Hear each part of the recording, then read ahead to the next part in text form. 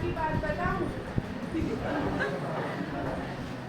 जब मैं छोटी सी थी तो सर ने बोला था कि क्लास में कहीं भी बैठ सकते हैं, तो मैंने बोला ठीक है। नहीं, सर ने बोला था क्लास में कहीं भी बैठ सकते हैं, मुझे लगा स्कूल में कहीं भी बैठ सकते हैं। तो मेरे फर्स्ट टाइम में मेरे बेस्ट फ्रेंड्स तरुण भैया और तपेश भैया थे। फिर एक दिन वो दोनों नहीं आए थे, फिर रोहित भैया वगैरह जो पहले निकल गए उनको, वो मेरे गांव के थे, तो मैंने बोला कि उनके पास जाके बैठूंगी। तो मैं उनकी क्लास में चली गई। वो बोल रहे थे नहीं, हमारी क्लास में तुम नहीं बैठ सकते।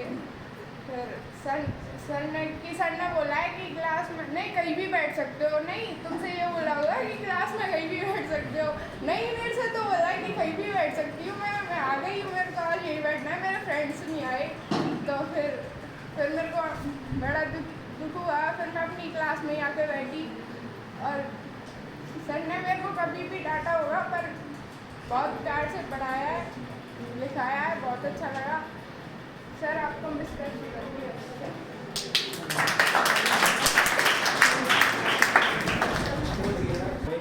मुझे स्कूल कभी घर से अलग नहीं लगा। इस स्कूल ने मुझे बहुत प्यार दिया और डायरेक्टर सर ने मुझे बहुत अच्छे से लगा स्कूल में।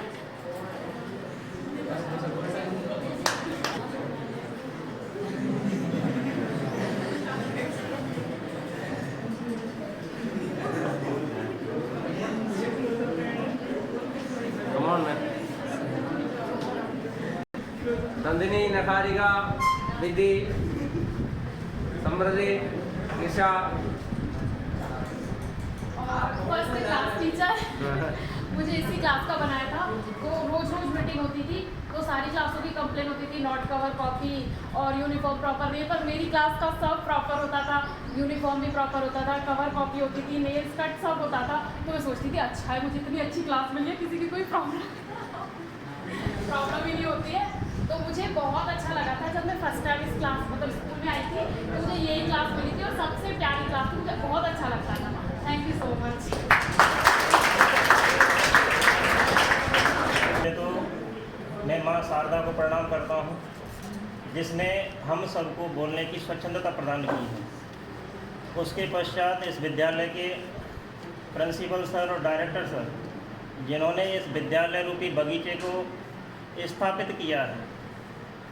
तत्पश्चात सभी अध्यापक बंधु, जो इस विद्यालय रूपी उद्यान को एक माली की तरह सिंचित करके छात्र रूपी फूलों से सुसज्जित कर रहे हैं।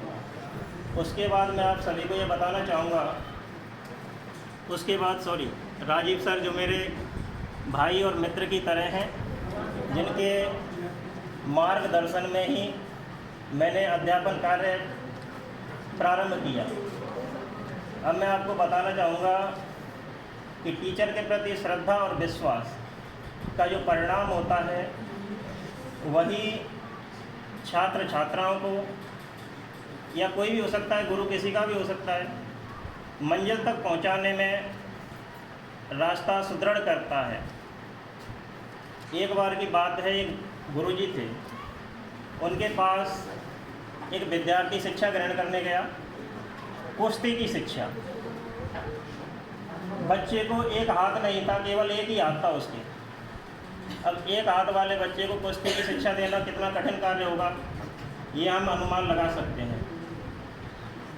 गुरुजी के पास बच्चा रोज़ाना सुबह पहुंच जाता, प्रणाम करता, उनके मार्गदर्शन में अपना विद्या अभ्यास प्रारंभ करता।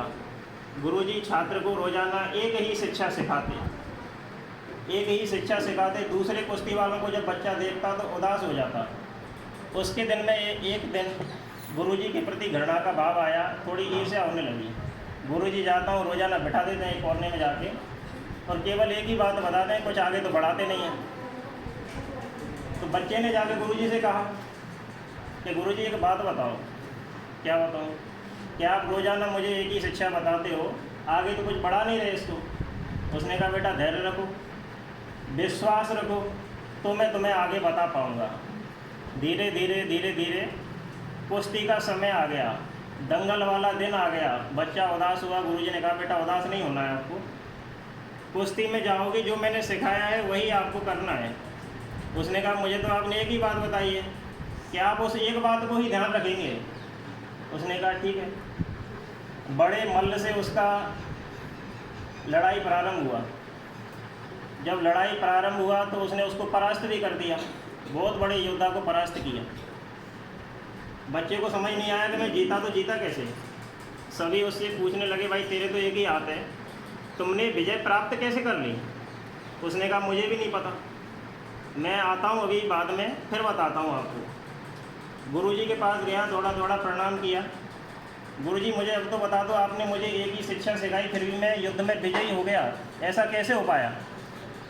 उसने कहा बेटा मैंने तुम्हें जो शिक्षा सिखाई उस दांव को काटने के लिए दूसरा हाथ होना जरूरी था। अब तुम्हारा एक ही हाथ था तो दूसरा हाथ पकड़ता कैसे वो योद्धा तुम्हारा? इसलिए तुम विजयी हो गए, क्योंकि तुम्हारे पास दूसरा हाथ था ही नहीं, तो तुम्हारा दांव वो नहीं काट पाया। उसके बाद बच्चे को समझ में आया कि गुरुजी ने जो मुझे सिखाया वो सही है। तो हमें हमेशा ध्यान रखना है कि गुरु के प्रति श्रद्धा और विश्वास यदि हमारे अंदर है तो हम निश्चित रूप से कितनी भी कठिन समस्या को मंजिल के रूप में परिवर्तित करके और उस पर विजय प्राप्त कर सकते हैं। धन्यवाद।